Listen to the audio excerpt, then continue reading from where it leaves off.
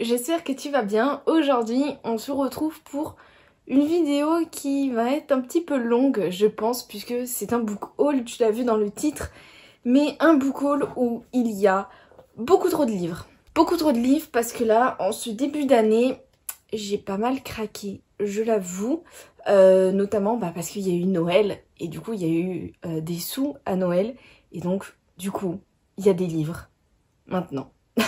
Voilà, tout simplement. J'ai aucune excuse, hein, en vrai. C'est juste que, voilà, j'ai craqué, on m'en a reoffert un petit peu. Bref. Donc, je vais te présenter tout ça et il y en a pas mal. Alors, je suis un poil sortie de ma zone de confort avec le premier livre que je vais te présenter, puisqu'il s'agit de Les 5 parfums de notre histoire de Laure Margerand. Ici, je l'ai dans l'édition France Loisirs, mais sinon, c'est J'ai lu. Ici, c'est un roman contemporain. Voilà, tout simplement déjà ça suffit pour dire que je sors totalement de ma zone de confort parce que en général les contemporains, soit je n'en ai jamais, soit je n'aime pas. Mais il y en a un deuxième aussi contemporain qui va me faire sortir de ma zone de confort. Mais en tout cas celui-là, le pitch m'intéressait pas mal, il m'intriguait pas mal puisque je crois qu'on parle d'une femme qui a perdu son bébé et d'un homme qui veut créer un parfum et cette femme est née et du coup il demande l'aide de cette femme. Et je crois que va se nouer entre eux une relation, je sais pas encore si c'est de l'amour ou juste une relation pour s'aider à se reconstruire. Mais en tout cas, déjà, la couverture est absolument magnifique. Je trouve, je l'adore là, le style des fleurs, pépite. Et en plus, à l'intérieur, il y a un petit marque-page. Il faut enlever les petits caches au fur et à mesure de notre lecture pour sentir les odeurs et avoir une expérience de lecture un petit peu enrichie. Et je trouvais l'idée pas mal aussi. En plus, moi, je suis née pas loin de Grasse. Je suis même née à Grasse. Donc voilà, tout l'univers du parfum et tout, ça me parle vachement. J'espère ne pas être déçue. Ensuite, on passe à un roman historique avec une sorcière à la cour de Philippe Madral. Ici, je l'ai dans l'édition France Loisirs. Mais je sais pas trop dans quelle édition c'est sorti. C'est peut-être une exclusivité France Loisirs. Non, JC Lattès, c'est sorti apparemment. Ici, c'est donc une histoire historique qui se passe à la cour de Louis XIV. Et on va parler des affaires des poisons. L'affaire des poisons qui a beaucoup fait scandale à l'époque. Et cette affaire a notamment causé, entre autres, je pense que de toute façon elle serait partie. Donc le départ de Madame de Montespan, qui était la maîtresse du roi, la favorite du roi. Donc c'était un peu elle la reine en fait au final. Et cette affaire-là, elle a complètement sali et ça a participé au fait qu'elle quitte la cour et qu'elle ne soit plus dans les grâces du roi. Mais voilà, je crois qu'on part de là et on va enquêter sur cette affaire des poisons à la cour de Louis XIV. Et ça a l'air plutôt pas mal, puisque moi c'est l'historique, j'aime beaucoup ça. Et en plus là, cette affaire-là, je la connais pas très bien, donc ce serait un bon moyen de la connaître un petit peu plus. Ensuite, un roman qui a eu beaucoup de succès, je crois, en fin d'année dernière, c'est L'année de grâce de Kim Liggett. Et je crois que normalement c'est aux éditions Casterman. Dans cette histoire, si j'ai bien compris, on suit un groupe humain où les femmes arrivées à leurs 16 ans, elles doivent partir dans la forêt et survivre pendant 1 an parce que sinon elles auraient un trop gros pouvoir de séduction sur les hommes. Et donc cette année de grâce, ce serait pour faire disparaître ce pouvoir-là et qu'elles reviennent, sauf que personne ne sait comment se passe cette année de grâce. Les femmes qui en reviennent n'en parlent pas du tout, c'est complètement tabou. Et donc, on va parler d'une jeune fille qui va faire cette année-là. Ce roman, j'en ai beaucoup entendu parler, il a eu une très bonne presse, de très bons avis. Donc je suis assez curieuse de le découvrir et apparemment c'est très féministe. On continue là sur la vibes young adult fantasy avec D'ombre et de vendange de Tomi Adeyemi. Et là je l'ai dans Lire en livre, donc c'est aux éditions Nathan. Dans cette histoire c'est un tome 2 et en fait le premier tome c'est De sang et de rage que j'ai bien aimé, franchement j'ai bien accroché, c'est pour ça qu'il y a le tome 2 dans la palle, sinon il y serait pas. J'ai bien aimé parce que c'est de la fantaisie avec un univers africain et ça c'est plutôt rare et c'est plutôt très cool aussi à découvrir parce que ça change complètement notre façon d'envisager un univers de fantaisie. Je trouve ça change beaucoup de choses et c'est vraiment plutôt bien écrit des personnages très sympas et donc j'ai hâte de découvrir ce qui leur arrive et de découvrir un petit peu plus cet univers aussi. Ensuite là on part sur de la fantasy, mais de la fantasy jeunesse avec le 3e tome des Royaumes de Feu au cœur de la jungle de Tweety Sutherland aux éditions Gallimard Jeunesse. J'aime beaucoup cette saga, je crois que je t'en... Ah non, j'ai pas dû t'en parler ici sur YouTube, mais en tout cas c'est une saga que j'aime énormément, que je trouve très très sympa pour les jeunes, mais aussi pour les moins jeunes. C'est une saga jeunesse que j'aime beaucoup, j'ai hâte de lire le 3e tome parce que je trouve que ça transmet de très belles valeurs pour les plus jeunes d'entre nous, et ça c'est vraiment très cool. Et en plus l'univers, les personnages sont très attachants. Ensuite... on part sur de la fantasy young adulte, là, avec Grisha de Laïs Bardugo, ici dans l'édition intégrale de France Loisirs. Je ne connaissais pas cette histoire, j'ai récemment lu le tome 1 que j'ai beaucoup aimé, mais je t'en parle pas trop parce que un vlog va arriver. Je sais pas s'il sera publié avant ou après cette vidéo, surprise. C'est une histoire dont j'entendais beaucoup parler et j'ai été curieuse de découvrir cette histoire, cet univers et cette autrice aussi dont j'entends beaucoup de bien et ça m'intriguait pas mal. Donc quand j'ai vu que France Loisirs faisait l'édition intégrale, bah j'ai craqué. Ensuite récemment j'ai acheté donc Les Soupirs du vent de Marie-Bernadette Dupuis aux éditions Livre de Poche. C'est le tome 3 de la saga de l'Orpheline des Neiges.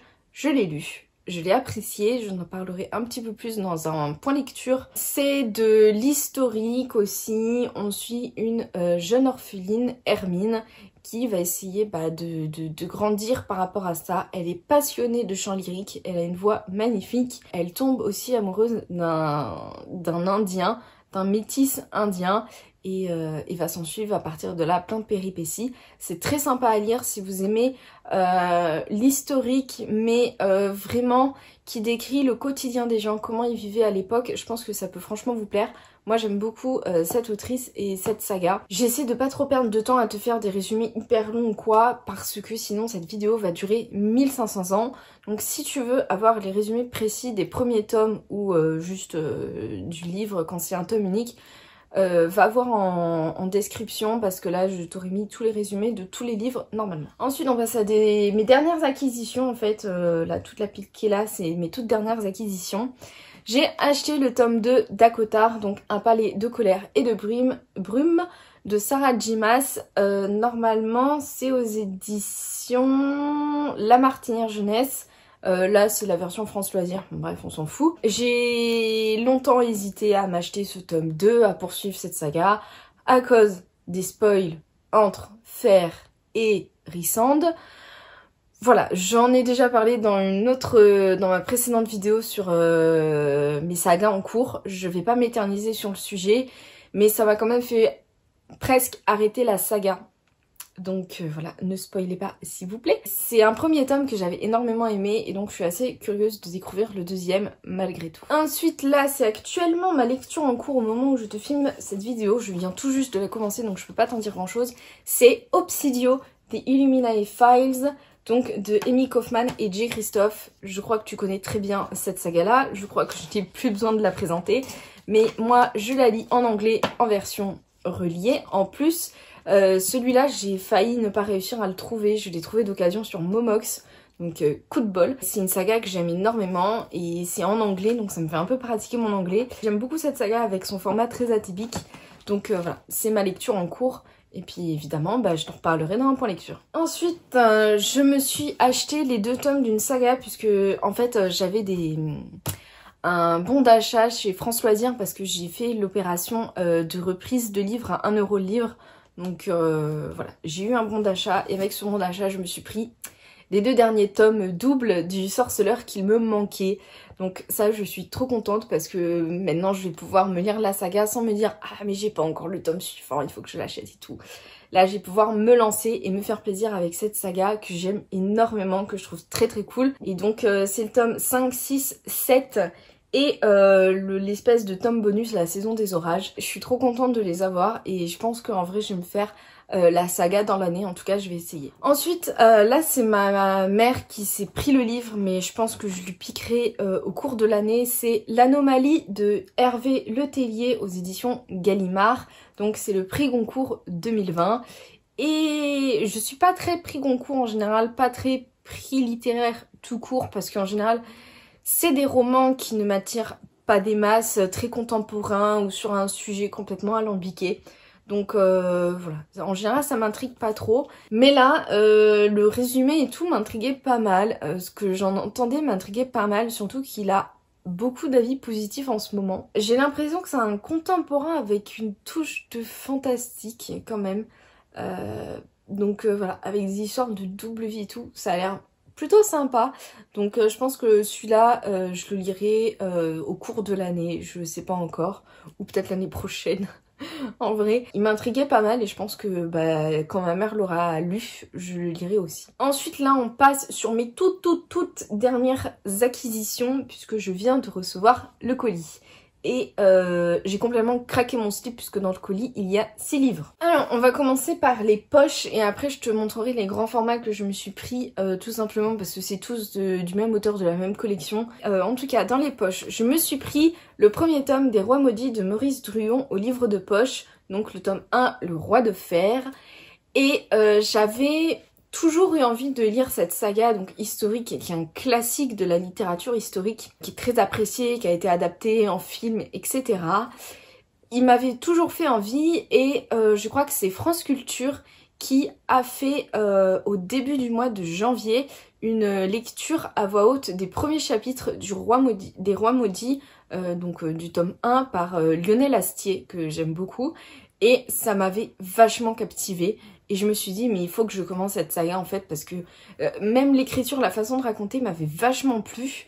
J'avais vachement accroché en plus avec la voix de Lionel Astier. Ça m'avait encore plus donné envie de commencer cette saga. En plus, je suis étonnée, il est assez petit en fait. Je pensais qu'il aurait été bien plus gros. Donc je vais commencer cette saga. Il y a 7 tomes, mais je pense que si j'accroche bien, je la lirai rapidement. Parce qu'en plus, c'est aux éditions Livre de Poche, donc ça coûte moins cher qu'un grand format. Donc voilà pourquoi c'est là et j'ai très hâte de la commencer. Une autre saga que j'ai très hâte de commencer, c'est Dune de Frank Herbert, ici aux éditions Pocket. Cette saga, c'est pareil, c'est comme les Rois Maudits, ça fait des années qu'elle me fait envie, que je la vois en librairie et que je me l'achète pas, je sais pas trop pourquoi. Et là je me suis dit qu'il était temps, voilà, il était temps que je commence cette saga dont j'entends du plus grand bien. J'adore le film qui a été adapté par... je ne sais plus qui est le réalisateur, mais il est très connu. De toute façon, je te mettrai juste là l'affiche du film. Mais voilà, c'est un film en tout cas que j'adore. Et j'avais jamais lu le livre, alors que pourtant je pense qu'il a tout pour me plaire. Donc je vais me lancer dans cette saga aussi. Ensuite, on arrive aux 4 livres magnifiques, splendides et qui complètent ma collection en plus. Donc ça, je suis trop contente. Il s'agit de ceci.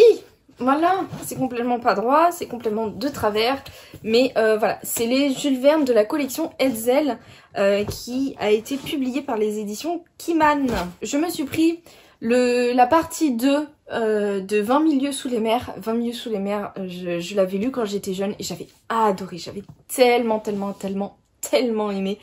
C'est tellement bien 20 milieux sous les mers. Et donc j'avais déjà le volume 1.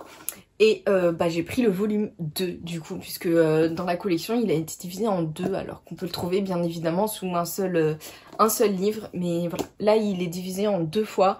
Et du coup je crois que dans cette collection il me manquera que l'île mystérieuse.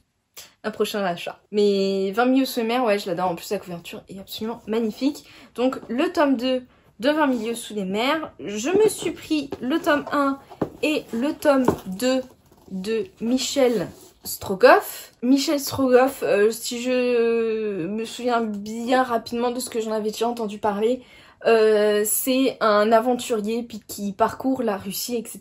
Et ensuite, je me suis pris Le Tour du Monde en 80 jours. Celui-là, je l'avais déjà lu aussi, je l'avais adoré, c'était trop bien. Et voilà, et je pense que je vais me le relire parce que Jules Verne, je suis beaucoup trop fan. Et en plus, voilà, du coup, il me manquera plus que l'île mystérieuse, je crois, dans cette collection. Et ça, c'est trop cool. Donc, l'île mystérieuse, c'est le tome 2. C'est la suite de 20 milieux sous les mers, si je me trompe pas. Moi, j'adore, je suis trop fan de Jules Verne. Je trouve que c'est des livres merveilleux, des livres d'aventure incroyables, précurseurs de la science-fiction en plus. Donc voilà, franchement, si vous avez envie de découvrir un classique qui vous fera voyager, qui vous en mettra plein les yeux, qui vous donnera envie de prendre votre sac à dos et de partir à l'aventure, c'est vraiment les Jules Verne quoi. Moi j'adore. Donc voilà, c'est tout pour ce book haul. Là tu ne le vois pas mais je suis cernée de livres. J'espère qu'il n'aura pas été trop long. Là visiblement je suis à 20 minutes donc ça va. Je pense qu'au montage je devrais pouvoir raccourcir un petit peu. Je pensais que ce serait beaucoup plus long honnêtement. Hein. Donc bah voilà, tous les livres que j'ai acquis là en gros depuis le début de l'année. Ça en fait pas mal, il va falloir que je me calme et je pense que mars, j'achèterai pas de livres, en tout cas je vais essayer parce que j'ai pas mal de livres à lire encore. N'hésite pas à commenter en me disant si tu as lu certains livres, si tu me recommandes certains livres que j'ai présentés, ce que tu en as pensé ou s'il y a des livres qui te font envie aussi, n'hésite pas. N'hésite pas aussi à aimer la vidéo et à t'abonner à la chaîne, ça fait toujours plaisir. Moi je vais te laisser là, je te fais des bisous et à très bientôt.